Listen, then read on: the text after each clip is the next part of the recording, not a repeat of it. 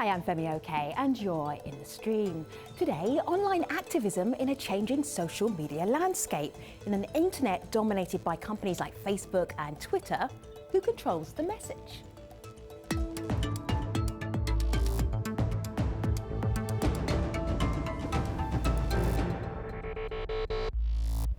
Social media show, talking about social media.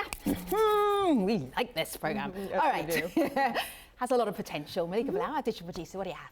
So Femi, I know it is no surprise to you that social media is a really good place to go to find criticism of social media. So that's exactly what we did. We asked people in our community to comment on who controls what they see on their feeds. And we got comments like this. This is from Lucas, who used Facebook to critique Facebook's own money-making ventures, and he's not alone. So as always, we want you to join the conversation. You can use whichever medium you like. Just make sure you tag it with hashtag AJStream. So what does the internet mean to you? For some, it's an open environment people can use to share ideas, even build a movement. But many internet users now see content aggregated through the lens of Facebook and Twitter. So how is this affecting the internet as a public forum, and should we be concerned? With us to talk about this via Skype in Lisbon, Portugal, Hussein Darakhshan. He's known as the blog father of Iran and was imprisoned from 2008 to 2014 for his writing. In Los Angeles, in the US, Ramesh Srinivasan is director of the University of California's Digital Cultures Lab. In San Francisco, Shahed Buttar is director of grassroots advocacy with the Electronic Frontier Foundation. And also in San Francisco, Lauren Hawkinson is a reporter with The Next Web. It's good to have you here, everybody. Let me just show you something. This is what we were asking our community earlier. What social media network, if any, do you consider best for activists to use in their work, and why? So down here we have both Facebook and Twitter. Let me go down a little bit further. Twitter is the best. Down here, Twitter and Twitter Nigeria. Ramesh, is that quite a narrow area of potential places to actually do online activism?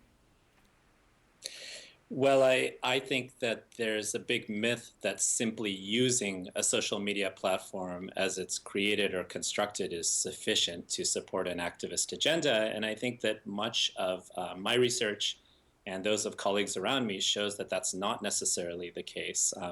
In many ways, our uses of social media platforms, especially for-profit corporate platforms, are actually disproportionately lowering our voices in lieu of ways in which those companies can actually profit off of those voices. For example, so I don't Ramesh, think it's, for example. Yeah. So certainly we see examples with GCHQ in the United Kingdom, the National Security Agency.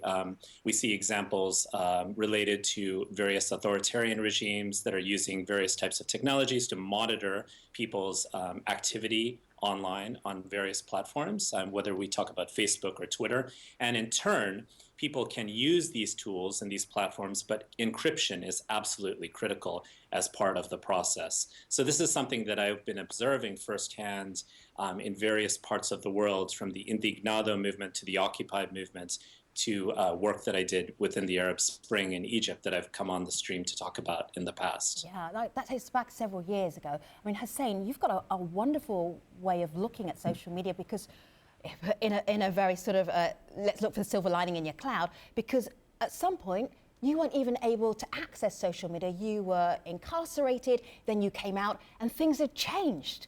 What had changed in the time that you'd been in prison? I think the most important change that I see now happen to the internet is the decline and demise of the hyperlink as a result of both social media and also mobile applications. The hyperlink was the foundation and the soul of the World Wide Web. It was guaranteeing diversity, decentralization, non-linearity, and activity basically on proactivity on the internet. But now, without hyperlinks, we see tags and likes and hashtags and reshares and all these other new concepts which are not actually making the internet more open and diverse. It's quite the opposite. It's making the internet much less diverse. It's becoming much more of an echo chamber, and it's also taking away from it the openness that it used to have. The centralization of these social networks are causing in really important situations. For instance, if you imagine, for example, if you're in a minority, or if you have a minority view, social media is much worse to you than blogs, for example, was to you, because social media, especially Facebook, and I'm not talking about Twitter a lot, because Twitter is still the most open and the most diverse one, but Facebook especially, and its secretive, very weird algorithms are only helping people in majorities. And I think in terms of activism, only if you belong to a majority and you want to do something, you want to do some sort of social change, and you want to be doing activism in that sense, it helps you. Otherwise, you would be crushed, you would be suppressed, you would never get enough likes to appear in people's news feeds. And that's, I think, quite worse than the echo chambers that was being discussed when I remember before Jay, when blogs were around and everyone was talking about them. So Shahid, you heard Hussein talk about the fall or the death of the hyperlink, and that's on one hand. This is another change that people online are seeing. This is from Victoria. She says, searchability and success online has moved from being a meritocracy to a popularity contest of the most base and ugly variety. Is that true for you in your own activist work? I mean, to the extent, for instance, a raccoon playing with cotton candy in a puddle is more important than civilizational crises, including, the emergence of authoritarian norms in countries that claim to be free, then I think, we have nothing to worry about. But I do think that commenter is on something really critical here, which is that the means of curation, particularly on Facebook, I think there's different dynamics on different social media platforms here, and Facebook's curation of content and the attempt to privilege relevance above recency, that's sort of what their algorithm is an attempt to do, as opposed to Twitter, which privileges recency over, any attempt to sort of curate, importance or salience. I think those sorts of dynamics make, for instance, each of the platforms valuable for different things. Ramesh mentioned the way that social media is also used as an avenue for state surveillance. I think that that's a critical piece of conversation, particularly when we're talking about folks who are vulnerable or belong to disadvantaged communities or are organizing in communities where there are not robust civil or human rights. I think the opportunities for anonymous speech that to some extent the social media era have foreclosed and diminished, I think those are really critical principles to think about here. And at the end of the day, I think one of the biggest problems in the social media arena with respect to how social movements engage them is the risk of balkanization and people essentially descending and devolving into online social cliques that don't speak outside their community to the broader body politic. And I think that's one of the challenges, particularly confronting social movements and nonprofit organizations using social media today. So, Ilona, I did hear you just pipe up just a moment ago. Go ahead. What did you want to say? Yeah, certainly. So it's really interesting talking about the majority outlook or the majority view when it comes to visualization and visibility on social media. I think it's actually particularly interesting. I might slightly disagree with some perspective on this. It probably comes from my background. I'm a millennial. I have grown up with social platforms and I now report on them daily. I think what happens is you see a lot of initial exposure to social movements online, especially through Twitter.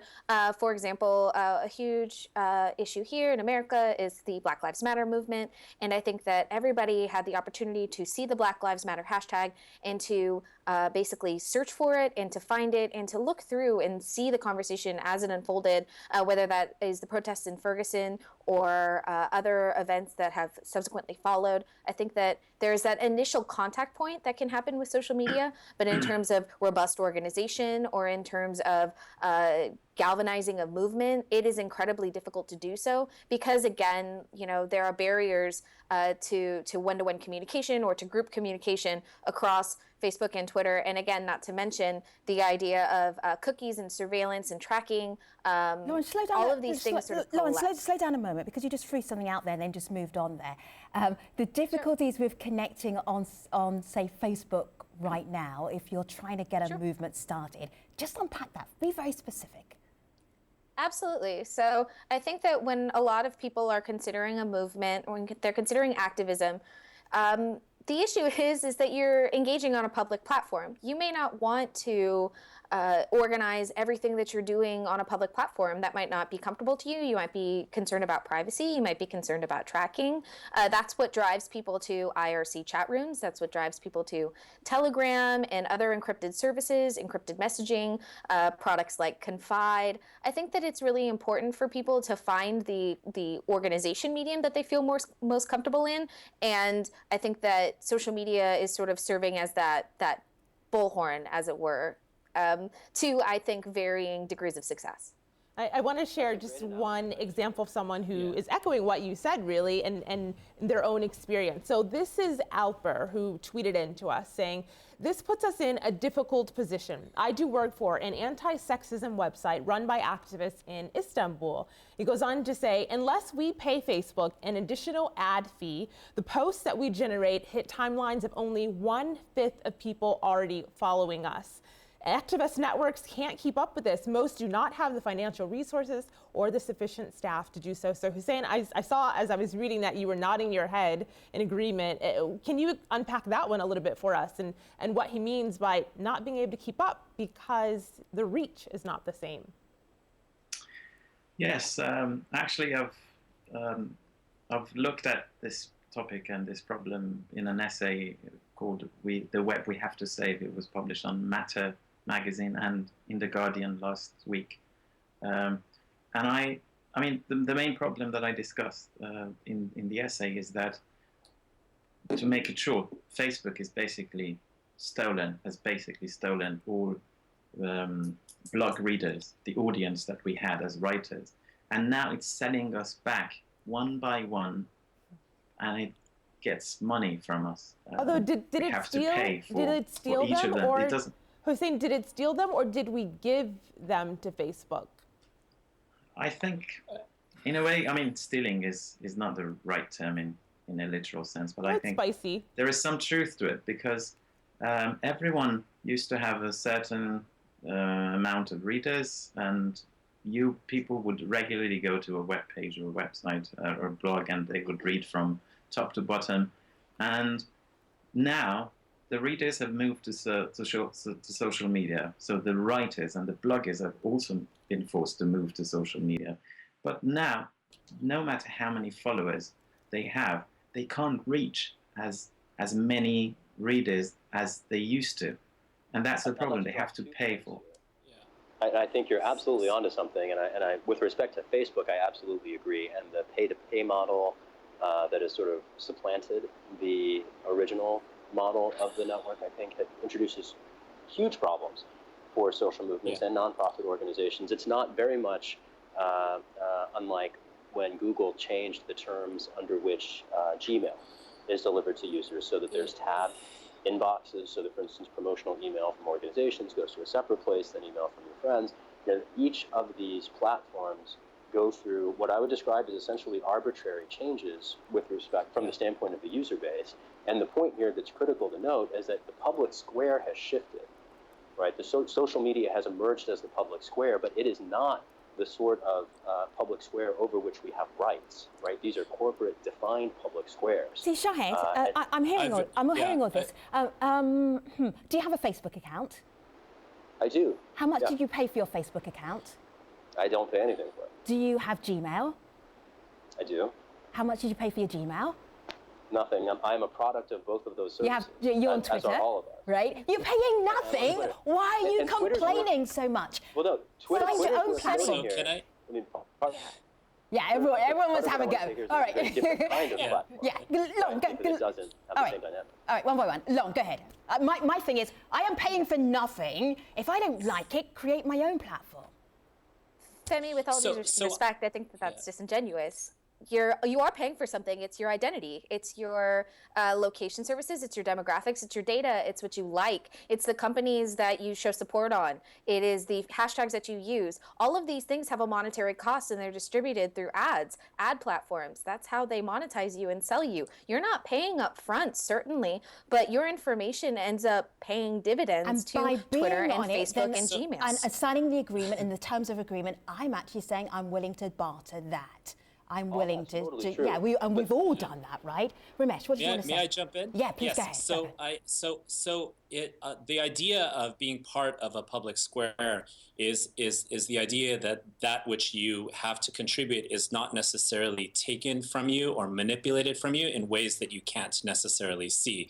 The idea that social media platforms, which each have their own affordances, their own algorithms, and their own political economies, meaning the commercial agendas behind it, are substitutes for public squares, is a false idea. So what I want to do is just very quickly shift the kind of way we think about it to first start with the ideas of an activist or an activist collective. How would an activist collective use the various tools that exist around them in the world to actually push out and support their agenda? So what I've seen in action with activist groups that were extremely popular on social media, such as Mossadegh within Egypt, is they were very popular on social media, but they weren't bowing to the temple of those various tools or the corporations behind them. They were exploiting different platforms to navigate and manipulate different types of networks. So they were using certain platforms to publicize their cause very widely, but they weren't trusting those platforms as ways to deal with private communications or even to access the vast majority of people in Egypt who weren't active social media users, right?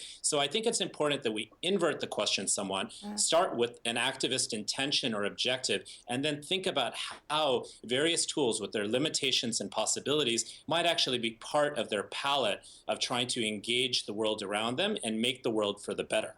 So being smarter, right? Playing smarter, not necessarily paying to play, but playing smarter.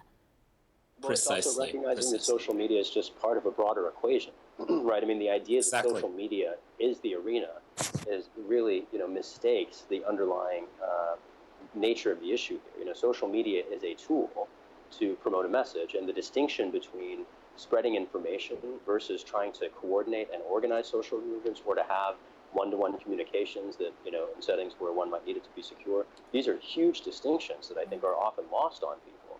And social media has certainly given... Please go ahead.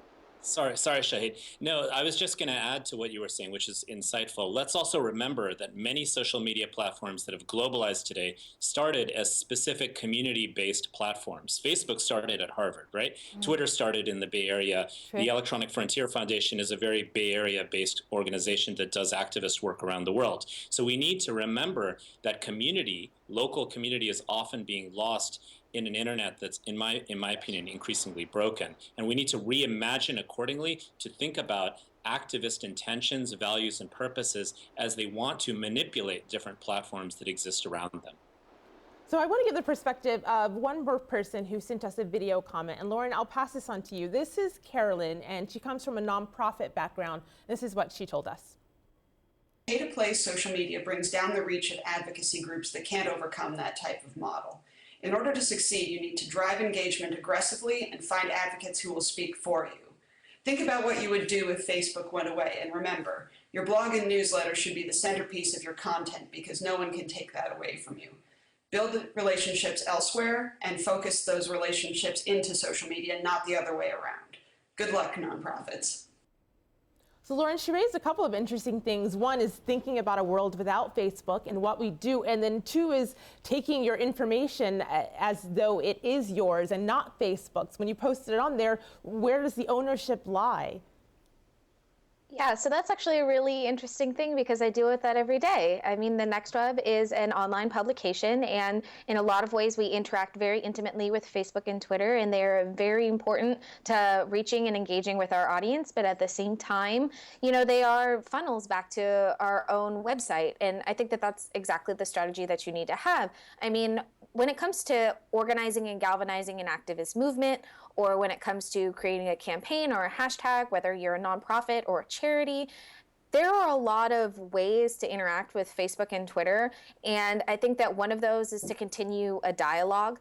That's very difficult to do on a platform like Facebook or Twitter, which is why when she says drive them to your newsletter, drive them to your blog, drive them to your website, she's right. I mean, it's very difficult to be heard above the noise, especially on Facebook, because the way that the algorithms are set up, I like to say it's sort of it's like a dopamine effect, right? You see what you want to see. The users see what they want to see or what they should see. And that can be very difficult. It releases all the happy little chemicals in their brain and they want to come back because they see puppies in baskets and people getting married and good Me Too feeling types of stories that Lauren, make them feel excited. Is there a way to subvert that? Because I don't need to see puppies on my timeline. I actually need to see some news and trends and things like that. I use my social media to kind of inform what I do in my job. So how do I get rid of the puppies? Is there a way that we can do that? Well, there is an extension if you want to get rid of the puppies. I've just been unfriended by all of my Facebook buddies. Unfriend. If you want to get rid of the marriages and stuff, there are attachments to do so. But I think the important thing is that every once in a while you'll get a 1 in a million or a 1 in a billion campaign. One of those, I know it sounds silly, is the Ice Bucket Challenge. It raised over $100 million for ALS research, which is ALS is an incredibly scary disease. It affects so many people, and there is no cure. There is very little treatment for it. And they, a silly ice bucket challenge where you dump ice on your head ended up raising more than $100 million for an underfunded disease research program. And I think that's something that's really important. Yeah. Or we can talk about Freddie Gray, very much to your point, Lauren, about Black Lives Matter. The Freddie Gray, there was police brutality against African-American youth in this country for, many, many years before Freddie Gray. The fact that there's a spectacular nature to the video that captures the brutality associated with Freddie Gray or Mohamed Bouazizi in Tunisia shows that there is potential in using various types of media platforms to globalize one's message and inspire sympathy and support. But it's not sufficient to simply think that one's use of any technology, no matter whether it's Twitter or Facebook with their different algorithms and affordances, is sufficient to actually shape an activist outcome or a new world. Guess let me just show you something. Hussein was complaining about the hyperlink, but I found this article using a hyperlink on Twitter, his Twitter. Have a look here. Iran's blogfather, Facebook, Instagram and Twitter are killing the web. How do we revive it, Hussein? It's quite a tough question because I look at it in a more cultural sense. Because the problem now with all these platforms, and I think Facebook is a pioneer only, and Twitter and all others are following the same path, it's a more general cultural attitude which equates importance with popularity and newness. This is a cultural thing I'm discussing and might be connected to some sort of meta-philosophical, meta-theoretical Western that we thing, deserve or not. Hussein, we have the internet we deserve. I think no, because I think internet had promised a very different world, and now it's catching up with the real world and all its dominant values, which ironically, when you see all these young celebrities everywhere, on TV, on billboards, on magazines, everywhere, I think social media is an equivalent of this dominance of popularity equals celebrity and newness equals young youth. And I think it's sad, but I don't think we can do anything about it. Internet was supposed to be catching up with the real world, and it's now happening, this might be quite sad. An intergenerational conversation. I think millennials might want to be pushing back. You can do that in our post show in a moment. Yeah. But hold tight for a minute, Lauren. And millennial was like raring to go. Meanwhile, Malik, what do you have? Well, with this one from Victoria, and she really explains why this affects everyone. She says the internet is now not a level playing field, which it used to be in the past. And I know some people might disagree or agree with that, so we can get that in the post show. All right, I know the conversation's not over yet, so I'm going to take Hussein and Ramesh, Shahed and Lauren to our online post show. You can be part of that conversation as well. Where do you need to go to? Well, stream.aljazeera.com, and we will see you there as we talk about online activism and social media platforms. Where do we go from here? Is it a good landscape or a could be improved landscape? I'll see you online. Thanks for watching. Take care, everybody.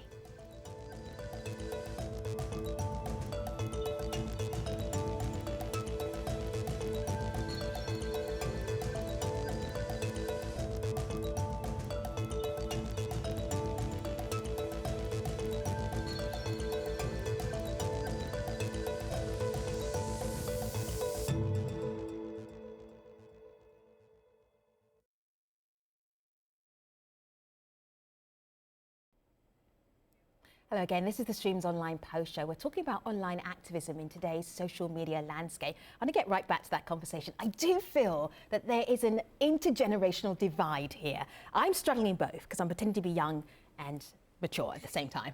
Okay, but Lauren, you are definitely young and you're definitely a millennial. What is wrong with what Hussein just said? Give us the pushback to what Hussein said. You know, I don't think that there's anything particularly wrong with what he's saying. I would just love to know what he thinks of Reddit. You know, there's this importance around the hyperlink as this connection between pages and creating conversations. But you have a place like Reddit, which is exactly that, and it's populated by an incredible amount of people. It's a global network. There are ways for people to create their own groups and to share news that matters to them. And it's hyperlinks, and it's. I think it's exactly what you're speaking to. But I just want to know what you think about it. Yeah, but what do you think about, I mean, if you compare the popularity of Facebook and Reddit, which one do you think would be dominating? So let's answer one question at a time. So Hussein has a question back to Lauren, but Hussein, answer Lauren's question first before you pose one back. I think Reddit is a good idea. I mean, this is one of the things that was, I think, the previous generation of web-based applications, which allowed debate, basically. And now the social media, especially Facebook, and I want to emphasize on Facebook, is really preventing any kind of debate between people who disagree with each other, because it creates echo chambers for them and islands, completely separate islands. This only benefits the majority, and also it radicalizes the minorities. And I think now that we are dealing with all the violent ideology of ISIS and all the terrible things that we see in the world now, it's very important to realize how Facebook is indirectly or unintentionally helping to radicalize these people, because they only get to see what they like or what they've already liked and what they've already shown an interest in, and they never be challenged, or they never receive any comments that would be challenging them or like that. I mean, something that was very common in blogs. Reiterate a piece that Hussein is noting that I think is basically remixing confirmation bias as a cognitive phenomenon, balkanization in online communities, and what I would describe as a crisis for civil society that is stemming from this. You know, and you could, you know, we were talking just now about intergenerational divides on how social media works at the macro level. Think about the generational divides at the platform level. Right, millennials have sort of dumped Facebook to move to Instagram. Where is the intergenerational conversation that you would hope to see in a public square that many of the online applications promise to relieve the constraints of the physical space, right? And going back to something that Ramesh said a few minutes ago, to social movements and to nonprofits and to activists, one of the crucial lessons here is you cannot abandon the actual, the need to meet your neighbors and to organize in real space. Cyberspace can be a profound tool to spread information, but it can't, for instance, develop the deep ties that people have noted were necessary, for instance, in the Arab Spring and elsewhere, to motivate people to put their bodies on the line for the sake of freedom. And what we're ultimately talking about here with essentially the rise of the corporate internet, which is what we're talking about when we talk about the era of social media, as contrasted with, you know, the era of the Wild West that preceded it, when it was much easier for compelling content to go viral, when it was much easier for communities to find each other,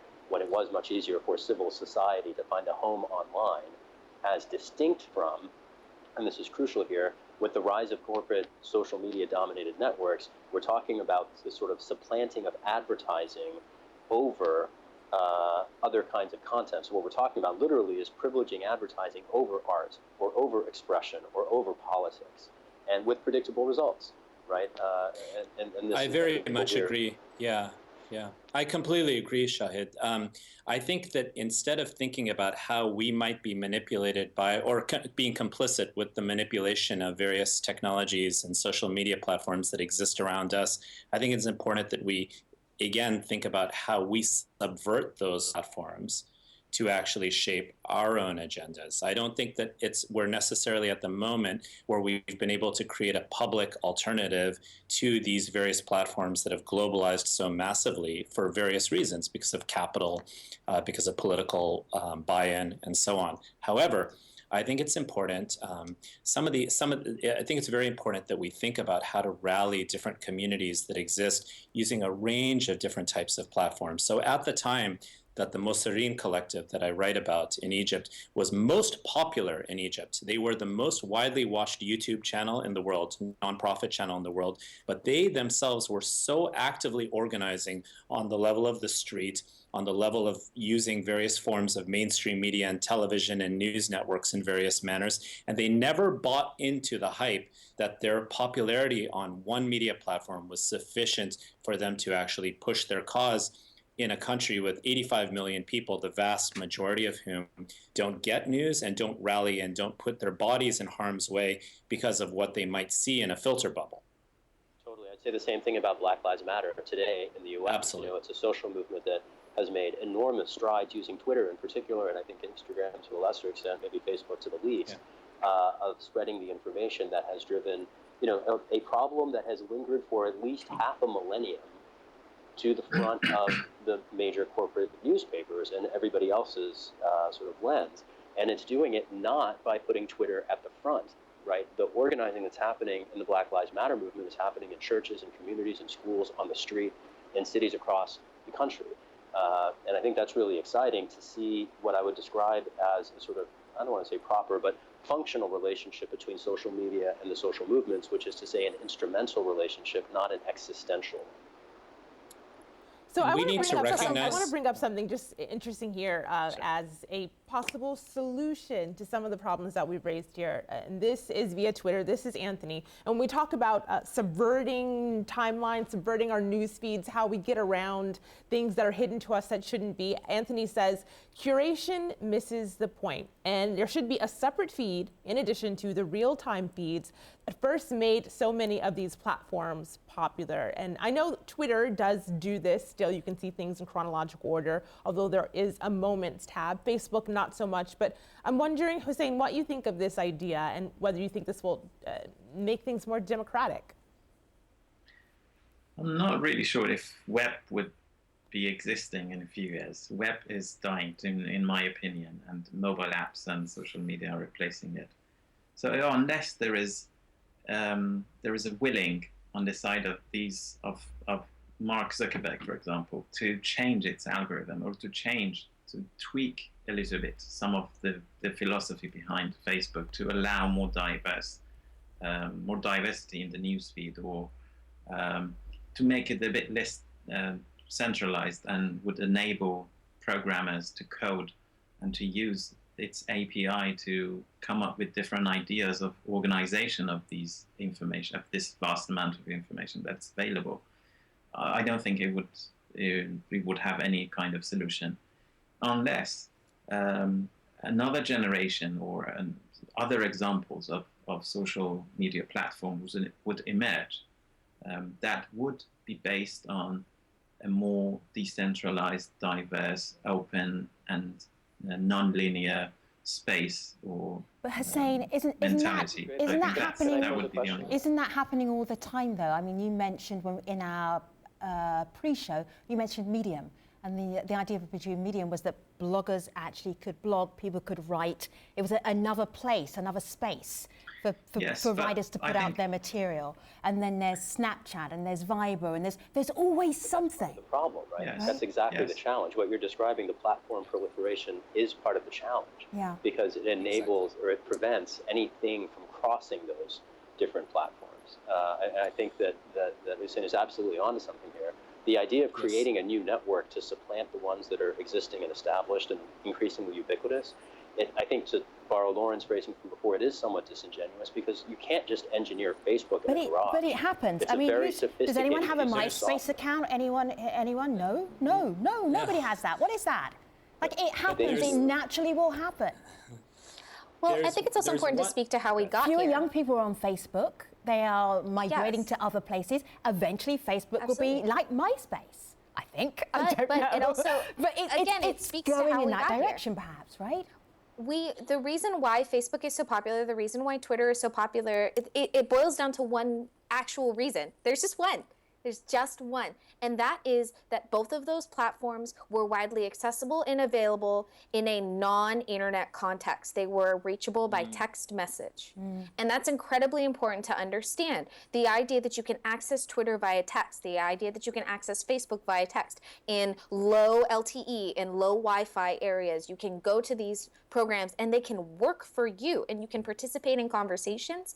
Until the web can become that, it's going to be very difficult to supplant those ideas, which is why I've been particularly excited about the way that we are creating SMS networks. Now, there's something that's really exciting. If perhaps the old web is dead, maybe we should be looking to SMS to solve our problems. Interesting. I also wanted to just add that I believe that information can really be seen as like the oil of the digital economy, and those that have power over manipulating and monitoring those forms of information are going to have disproportionate power in the world today. So I also want to just add the topic of how important hackers are potentially in aiding some of these agendas. I mean, like white hat hackers, folks who are trying to think about anti-surveillance platforms, the protection of data, using platforms like Tor, like Jacob Appelbaum has built out with WikiLeaks, and how those can actually be ways of engaging with the web and to give activists some space of anonymity and safety.